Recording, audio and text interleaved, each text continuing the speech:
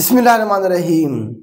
PPSC की advertisement number 13 आ चुकी है, जिसमें कोऑपरेटिव डिपार्टमेंट में असिस्टेंट रजिस्ट्रार की सीट्स को अनाउंस किया गया है। बड़े अरसे से ये सीट्स पेंडिंग में थी, अल्टीमेटली इन्हें अनाउंस कर दिया गया है। असल में पीपीएससी पे पिछले जो एग्ज़ाम होने हैं उनका बर्डन काफ़ी ज़्यादा है, तो इंशाल्लाह अप्रैल मई में वो पेपर सारे हो जाएंगे और इंशाल्लाह अप्रैल मई में और भी बहुत सारी सीट्स अनाउंस होंगी। जिस तरह से कोऑपरेटिव डिपार्टमेंट की अगर हम बात करें तो इसमें सब इंस्पेक्टर की सीट्स पेंडिंग में है। बड़े अरसे से रिक्विजिशन आके वापस चली गई, अब दोबारा से पिछले दिनों सुन रहे थे कि दोबारा से भेजी गई है, तो काफ़ी सारी सीट्स हैं जिन्होंने अभी अनाउंस होना है। तो अच्छी अच्छी सीट्स हैं, सारे लोग एलिजिबल हैं। जिस तरह से ये एक ज़बरदस्त सीट है, इसे ज़रा हम डिस्कस करते हैं। कोऑपरेटिव डिपार्टमेंट के हवाले से कुछ बच्चे कंफ्यूज रहते हैं कि यार ये कौन सा डिपार्टमेंट है। तो कोऑपरेटिव डिपार्टमेंट का बेटा पूरी दुनिया में कंसेप्ट मौजूद है और इनका जो काम है पाकिस्तान में वो ये होता है लोगों को लोन देना। एक वक्त था पाकिस्तान का ये डिपार्टमेंट जो था पंजाब का बहुत ज़्यादा, बल्कि सारे डिपार्टमेंट्स में सबसे ज़्यादा प्रॉफिट जनरेट कर रहा था। इनकी अपनी कोऑपरेटिव सोसाइटीज़ हैं, इनके अपने बैंक हैं, तो सबसे कम जो मार्जिन है उस पे ये लोन प्रोवाइड करते हैं। अगर इस डिपार्टमेंट को प्रॉपर फंक्शनल कर लिया जाए तो पाकिस्तान में गुर्बत को ख़त्म करने में ये डिपार्टमेंट एक ज़बरदस्त रोल प्ले कर सकता है।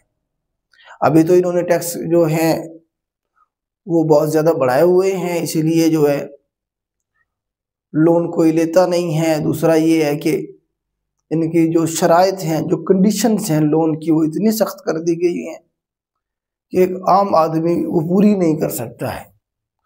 तो अगर गवर्नमेंट इन दो चीज़ों पे काम करे, टैक्स को कम से कम कर दें, इंटरेस्ट को, और जो प्रोसीजर है उसे इजी कर दें और उसे इस डिपार्टमेंट को प्रॉपर फंक्शनल करने अभी कोशिश की जा रही है इसे फंक्शनल करने की। अभी पिछले दिनों इंस्पेक्टर कोऑपरेटिव की सीट्स आई थी, आपको पता है।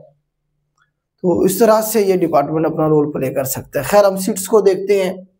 इसमें हमारे पास असिस्टेंट रजिस्ट्रार कोऑपरेटिव की सीट्स हैं बेटा, और ये रेगुलर हैं फर्स्ट डे से। 17 स्केल है इनका। टोटल जो सीट्स हैं 29 हैं।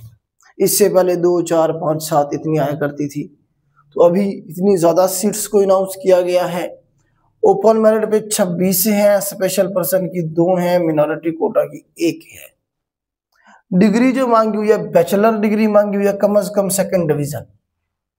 जिस किसी ने भी बैचलर डिग्री की हुई है किसी भी सब्जेक्ट में, फिजिक्स है उसकी, मैथ है उसकी, जो है आर्ट्स का कोई सब्जेक्ट है, जिसकी भी बैचलर डिग्री है या उसके इक्विवेलेंट कोई डिग्री है बैचलर डिग्री के, तो वो इस पे एलिजिबल है, अप्लाई कर सकता है।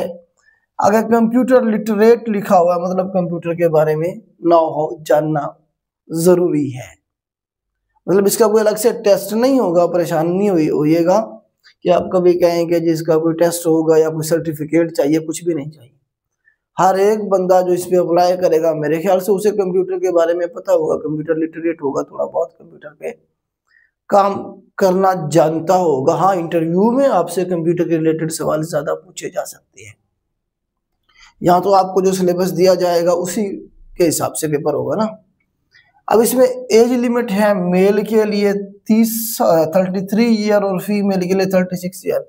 मतलब इस पर मेल फीमेल दोनों अप्लाई कर सकते हैं, ठीक है, और ट्रांसजेंडर भी इस पर अप्लाई कर सकते हैं। तो मेल के लिए एज लिमिट 33 ईयर 33 साल और फीमेल के लिए 36 साल, इससे ज़्यादा नहीं।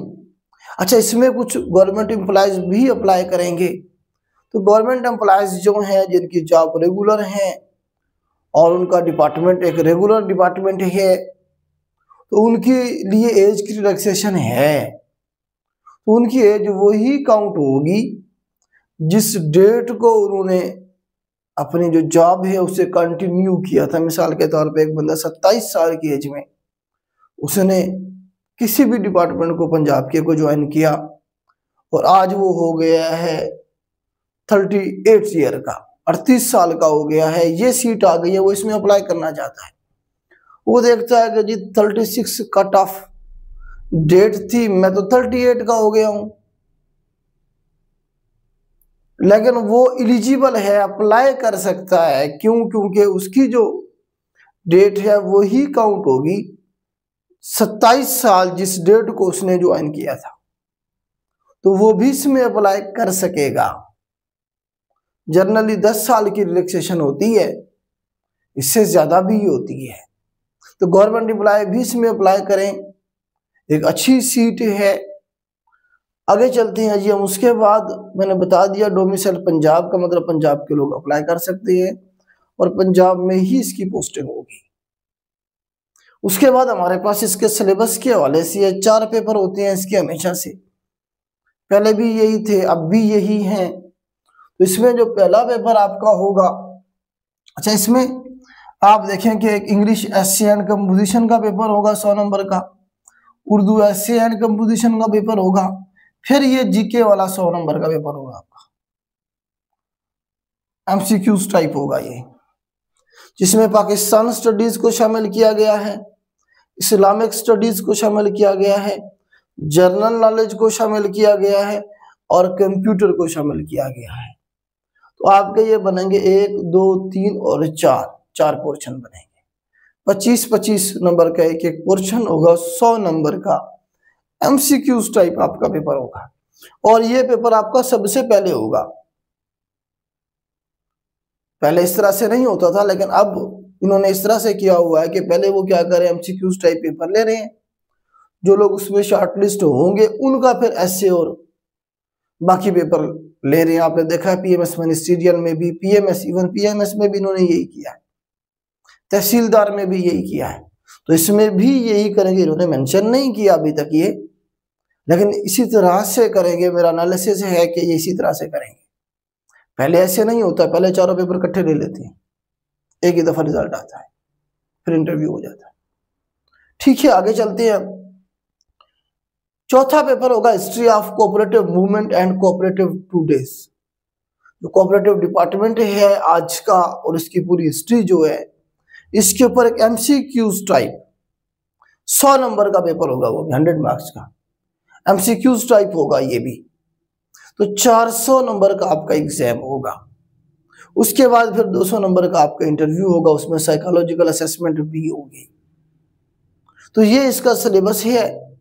Non Muslim candidate have the option either to attempt MCQs on Islamic studies और same number of question in a separate section, title जो है ना एथिक्स। और जो नॉन मुस्लिम है उनके पास ऑप्शन है कि वो या तो इसमें से इस्लामिक स्टडीज का पोर्शन जो है वो अटेम्प्ट करना चाहे, बहुत सारे लोग करते हैं, करना चाहे तो वो कर लें, अदरवाइज वो एथिक्स का पोर्शन होगा, उनके लिए अलग से पेपर होता है, तो वो जो है ना अटेम्प्ट करना चाहे तो उनकी मर्जी है। ओके, तो ये बड़ा जो है ना एडवर्टाइजमेंट थी आपकी। इसके अलावा भी कुछ 1-2 सीट और हैं।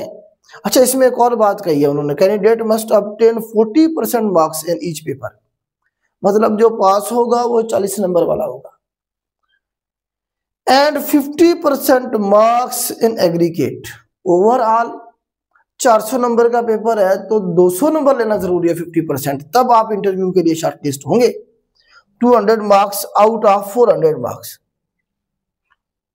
अगर आपके 200 नंबर नहीं है, चाहे एक में आपके 50 नंबर थे, दूसरे में 45 थे, इस तरह करके आपके 40% ज्यादा भी हो गए हैं, अगर आप ओवरऑल 200 से कम में थे तो आप शॉर्टलिस्ट नहीं होंगे इंटरव्यू के लिए।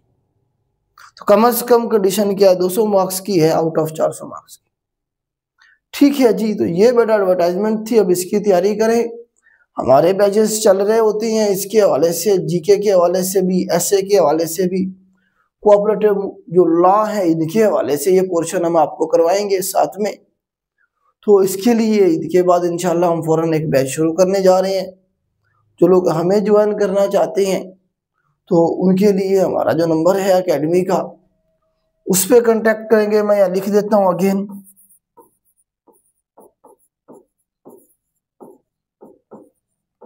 जी बेटा ये नंबर है हमारा ऑफिशियल, इस पे कांटेक्ट करेंगे। इस नंबर के अलावा किसी और नंबर के साथ हमारा कोई ताल्लुक नहीं है, ना किसी एकेडमी के साथ, ना किसी शख्स के साथ।